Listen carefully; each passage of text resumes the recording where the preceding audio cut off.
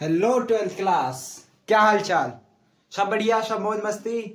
उम्मीद करता हूँ आप सभी से आप अपने बोर्ड एग्जाम की प्रिपरेशन अच्छे से कर रहे होंगे। आपके बोर्ड एग्जाम बहुत नज़दीक है आप सभी के, और एचबीएससी वालों के तो कुछ ज़्यादा ही नज़दीक है। और अपने सब्जेक्ट की बात करें तो अपना सब्जेक्ट 15 मार्च 15 तारीख को एचबीएससी वालों जोर लगा देना है पूरा। ठीक है, सीबीएसई वालों आपसे भी बोल रहे हैं, अच्छे से जोर लगा दो पढ़ाई में, अपना बोर्ड परचम में परचम लहराइए और अच्छे से मार्क्स लेकर आइए, जो आप एक हिस्ट्री कायम कर सको इस बार बोर्ड्स के अंदर। तो नमस्कार आप सभी को, आप सभी का स्वागत है अपने परिवार इक्वलिटी मास्टर क्लासेस पर। मैं आपके सामने हाजिर हूं फिर बोर्ड क्वेश्चन सीरीज के साथ और एक नए जबरदस्त अच्छे से प्रश्न के साथ। प्रश्न क्या है? प्रश्न अंदाजा आप सभी लगा सकते हैं। इलेक्ट्रोकेमिस्ट्री के अंदर कौन सा मोस्ट इंपोर्टेंट क्वेश्चन है, कौन सा ऐसा क्वेश्चन है जिस पर सबसे ज्यादा न्यूमेरिकल्स बनने की संभावना होती है, आज उसी को कवर करने वाले हैं। कौन सा है? Nernst equation. आज कवर करने वाले हैं हम नस्ट इक्वेशन को।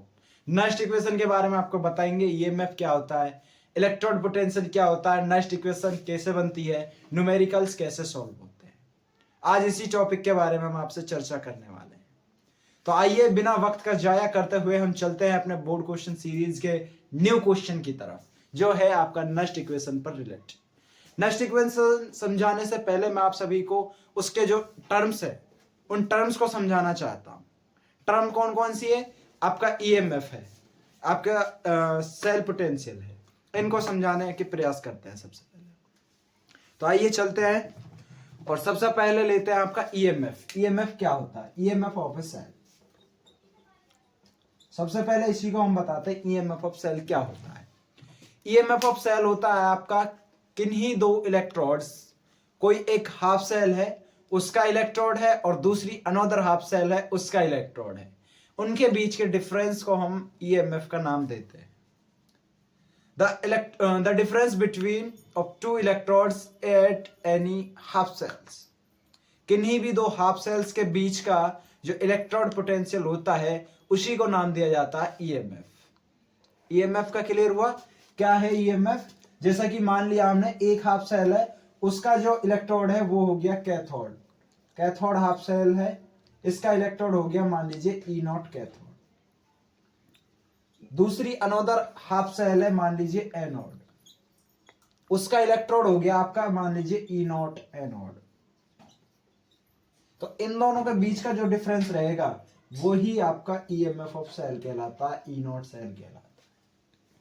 बात यहां से समझ में आई? ईएमएफ ऑफ सेल क्या है? किन्हीं भी दो हाफ सेल्स के इलेक्ट्रोड के बीच के डिफरेंस को ईएमएफ ऑफ सेल के नाम से जान रहे हैं।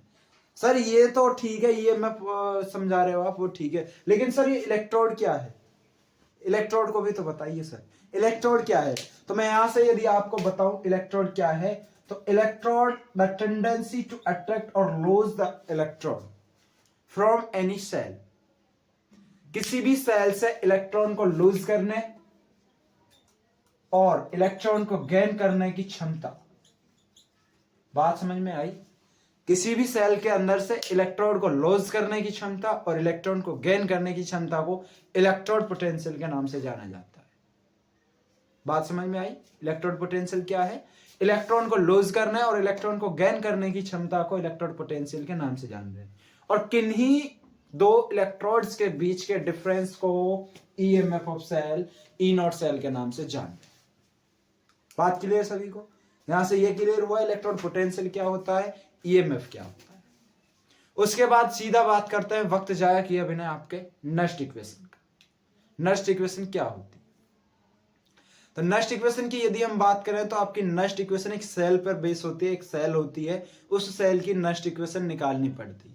किस तरह से निकालते हैं? आइए चलते हैं आपकी सेल की तरफ। सबसे पहले हम सेल रिएक्शन लिखने वाले।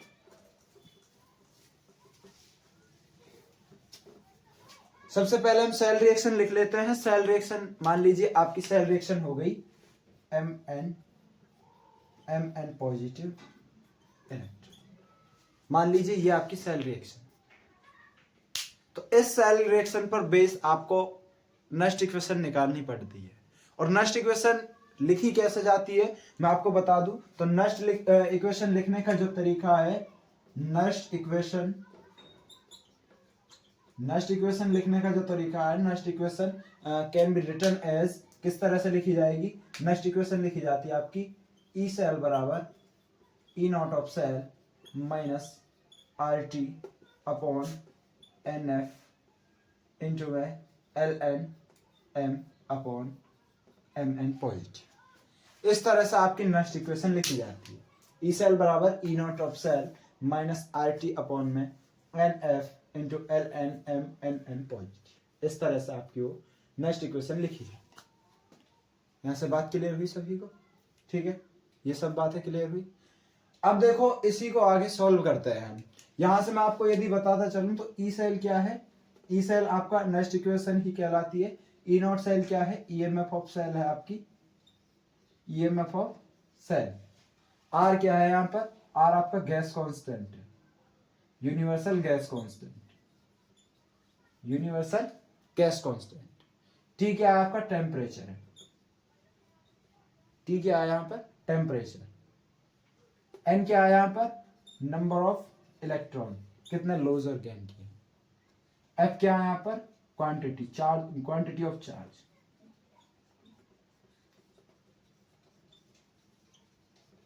ये बात है क्लियर सभी को? अब इसको आगे कैसे सॉल्व करते हैं? तो इसको आगे सॉल्व करने का तरीका, ई सेल बराबर E not of cell minus R, जो गैस कांस्टेंट होता उसकी वैल्यू कितनी होती है? 8.314। कितनी होती है? 8.314। ये किसकी वैल्यू होती है? गैस कांस्टेंट की वैल्यू होती है। वहीं टेम्परेचर को 273 केल्विन रखते हैं और चार्ज ऑफ क्वांटिटी को 96,500 कूलम रखते हैं।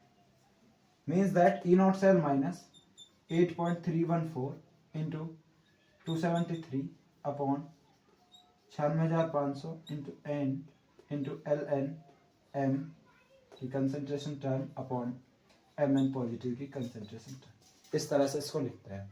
इस सब को सॉल्व करने के बाद, और इसको भी यदि सॉल्व करना है आपको एल एन को, तो याद रखना एल एन को सॉल्व करने का तरीका होता है 2.303 लॉग बेस 10। इस तरह से एल एन को सॉल्व करते हैं। लॉन को सॉल्व करने का तरीका होता है 2.303 लॉग बेस 10। इस तरह से हम इसको सॉल्व करते हैं। क्लियर यहां से? तो इस वैल्यू को भी आप यहां रखना चाहो तो रख सकते हो। इस वैल्यू को इस तरह से 2.303 लॉग बेस 10, इस तरह से आप इसको लिख सकते हैं। कोई दिक्कत किसी को? लिख लोगे सभी? अब इसका कंप्लीट का जब सॉल्यूशन निकालते हैं तो वो निकल कर आता है ई सेल बराबर E not of cell minus 591। कितना आता है? 0.0591 आता है upon N log base 10 M M N positive. यहां से नेक्स्ट इक्वेशन तो क्लियर हुई सभी बच्चों को? नेक्स्ट इक्वेशन सभी कर लेंगे, ठीक है? कोई दिक्कत किसी को? कोई परेशानी? कर लोगे नेक्स्ट इक्वेशन सभी? ठीक है, आगे चलते हैं। तो आगे बात करते हैं नेक्स्ट इक्वेशन पर बनते हैं आपके न्यूमेरिकल। ठीक है, न्यूमेरिकल तो बन जाएंगे, बताएंगे किस तरह से बनेंगे, किस तरह से नहीं बनेंगे। इसी के साथ एक रिलेशन पूछा जाता है आपसे। रिलेशन कौन सा पूछा जाता है? रिलेशन पूछा जाता है आपका, राइट द रिलेशन बिटवीन गिव्स free energy and EMF of cell. EMF और नेक्स्ट गिव्स फ्री एनर्जी के बीच में रिलेशन। ये तो हो जाएगा ना सभी बच्चों का? क्या किया हमने यहाँ से? सेल रिएक्शन लिखी है। सेल रिएक्शन लिखने के बाद नेक्स्ट इक्वेशन लिखी। नेक्स्ट इक्वेशन लिखी जाती है ई सेल बराबर E not cell minus R T upon N F लॉन M M N positive. E not cell निकालना मैं पहले बता चुका हूँ। E naught EMF of cell होता है, उसको हम E naught cathode minus E naught anode से निकाल सकते हैं। उसके बाद आर आपका गैस कांस्टेंट होता है। इसकी जो वैल्यू होती है 8.314 होती है। वहीं पर जो टेम्परेचर होता है उसकी वैल्यू 273 और कहीं कहीं पर यूनिवर्सल जो वैल्यू होती है वो 298 केल्विन ले ली जाती है। कितनी ले ली जाती है? 298 केल्विन ले ली जाती है। और एफ जो होता है वो आपका 96,500 कूलम होता है। इन सभी वैल्यूज को रखने के बाद यहाँ से आपका ये निकल कर आता है 0.0591 upon N log base 10 M M N positive. Clear? यहाँ से ये सभी कर लोगे, कोई दिक्कत? फिर पूछा जाता है यदि इनमें कोई कंफ्यूजन है तो बता देना। इनमें क्या होती है? इनमें ये होती है, आपको ये देखना होता है ऑक्सीडेशन और रिडक्शन। क्या देखना होता है? ऑक्सीडेशन और रिडक्शन, ये बातें देखनी होती है। जहां पर इलेक्ट्रॉन का लॉस करें दैट इज ऑक्सीडेशन, गेन करें दैट इज रिडक्शन। सिंपल सी बात है। फिर भी कोई कंफ्यूजन है तो कमेंट कर देना, दोबारा वीडियो आपके इन्हीं टॉपिक्स पर, ऑक्सीडेशन और रिडक्शन टॉपिक्स पर एक दोबारा से हम लेक्चर प्रोवाइड करा देंगे। क्लियर। अब बात कर लेते हैं उस रिलेशन की जो इसके साथ पूछा जाता है। ठीक है, ये यदि आपका आ गया next equation, solve the next equation या फिर राइट नेक्स्ट इक्वेशन, तो उसके साथ में जो आपका रिलेशन पूछा जाता है उस रिलेशन की बात कर लेते हैं। वो कौन सा रिलेशन पूछा जाता है, तो याद रखना वो रिलेशन पूछा जाता है right the relation between gives free energy and EMF of cell gives free energy और EMF of cell के बीच में रिलेशन निकालिए। ठीक है, तो याद रखना ये रिलेशन निकल कर आता है आपका -NF E0 of cell, -NF E0 of cell. क्या निकल कर आता है? -NF E0 of cell. N क्या है? Number of electron. F क्या है? Quantity of charge 96,500 coulomb. E0 cell क्या है? EMF of cell. E0 cell क्या है? EMF of cell. EMF of cell निकालना मैं पहले ही बता चुका हूँ। E0 cathode minus E0 anode आपका निकल कर आता है। और बात करें तो यही ज्यादा मेनली होता है, यहाँ से यही पूछा जाता है। क्लियर। और जो न्यूमेरिकल्स की वीडियो है वो हम आपको कल प्रोवाइड करवाएंगे, क्योंकि ये वीडियो ज़्यादा लेंथी हो जाएगी यदि यहीं पर न्यूमेरिकल्स प्रोवाइड कराया जाए। तो आज से यहाँ से आपको नेक्स्ट इक्वेशन कंप्लीट हो जानी चाहिए। फिर भी कोई डाउट होता है किसी भी टॉपिक में, कहीं पर भी कोई डाउट होता है तो कमेंट जरूर कर देना हमें। क्लियर। तो आज के लिए इतना ही था इसमें, और लास्ट में फिर से आपके लिए एक शायरी हो जाए।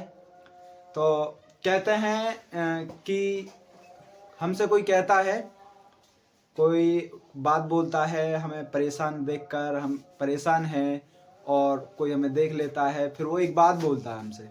क्या बात बोलता है? वह हमसे पूछता है कि कितना टूटे हो तुम, तुम्हें जोड़ दे हम, कि कितना टूटे हो तुम, तुम्हें जोड़ दे हम। अरे कोई समझाओ उन्हें, जोड़ा उन्हें जाता है जिनके टुकड़े हो जाते हैं, हम तो चूर चूर हो गए हैं। तो इसी के साथ धन्यवाद मेरे प्यारे साथियों, आपका सपोर्ट चाहिए और सपोर्ट कीजिए। Thank you.